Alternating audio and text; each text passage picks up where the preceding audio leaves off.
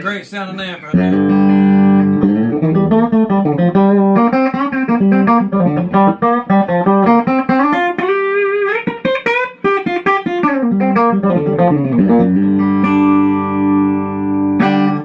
Yeah, buddy. So what's up, guys? Hope you guys are doing well. It's in March already. Can you believe it's March? Wow. Where's the time going this year, man? It's going by fast. I'm ready to be done with winter. I don't know about y'all. I'm just not a cold-natured guy. A little bit of snow, a few cold days, and I'm done with it. But hope you guys are doing good. That video you just watched me playing this Tele. This is a made in Mexico Tele. No pickup in front. I yanked it out. Seymour Duncan in the back. This is the same pickup that Brent Mason has in the back of his Tele. Seymour Duncan. I've kept the official name. You can look that up. Though, just search for Brent Mason's pickup, bridge pickup. It'll tell you. But this is an older made in Mexico Tele. I really like this guitar. It plays great. I'm getting ready to have to put some stuff on it. The neck, I wore the neck plumb out, I think. But I want to talk about this amp back here. This amp is a 65 reissue Deluxe Reverb. In my opinion, you'll never beat Deluxe Reverb reissue blackface. The only thing I got that sounds better than that, in my opinion, is I got a real 65 Deluxe Reverb. And it sounds amazing. This Fuchs sound, I love this Fuchs.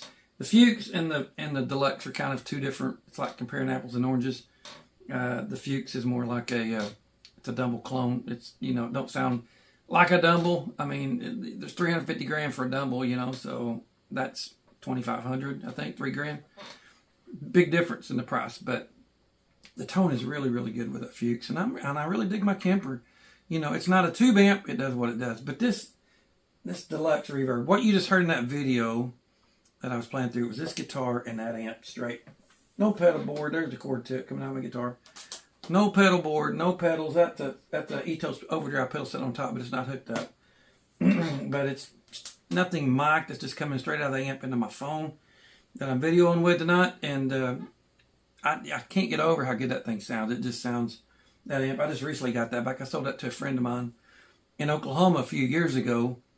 And he called me up, I don't know, back in February. He said, hey, man, I found another thing he wanted to buy, and he wanted some of that amp. And the kind of guy he is, he gave me so much money for it right, when I sold it to him, and he asked me the same money back for it. So that was really cool because they're worth more money now. So you know who you are, Jason. I appreciate it. And I love having this amp back. And it's hard to beat a No Fender Deluxe, a real one. But the reissues, you know, these reissues they're great for the money. And, you know, they're kind of up there in price a little more than they used to be. You can get one like that, a good used one. If you look real hard out there, you can find one for $800 to $1 grand, somewhere in there. But they're just hard to beat amps for, you know, just for an all around good sound. They're just great. I mean, they're wonderful. A lot of the Nashville guys, Tom Budovac, you know, a lot of times he goes out, if he doesn't have any amps, his own stuff there, they'll backline him a couple of those. You know, Ben Haggart. Same thing, backline of 65 Deluxe. Guthrie Trapp, 65 Deluxe reissue. They'll backline him if he can't have his own stuff. You know, these amps are just great, and they just sound really good. It's hard to beat a Fender, in my opinion, of anything, really. I mean, I'm a Les Paul guy, humbucker guy, SG guy, but Telecasters and Strats really Tellies are my, my number one go-to guitar. It's hard to beat a really good Telecaster and plug it into a really good Fender amp, straight into the amp, and it sounds amazing. I just can't say enough good things about those things. If you haven't tried those, if you haven't tried the reissue, Blackface reissue, 65 reissue deluxe Fender, you ought to go try one out. If you're in the amp market, if you like what you got, that's cool.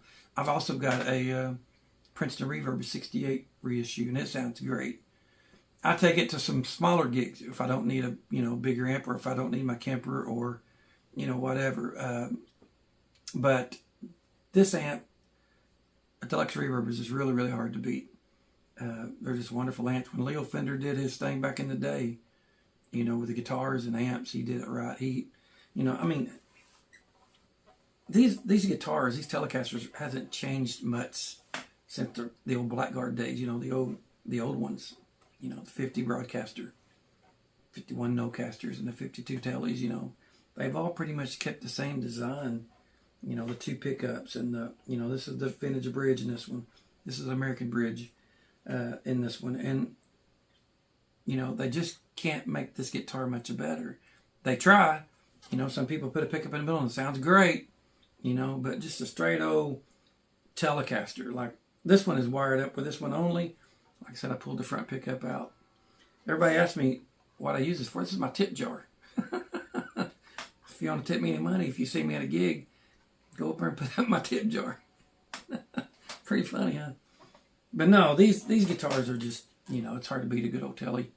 That one laying over there, I don't know if you can see it, that's a 1986 made in Japan 62 reissue. That thing sounds amazing too. It's got a rosewood neck on it.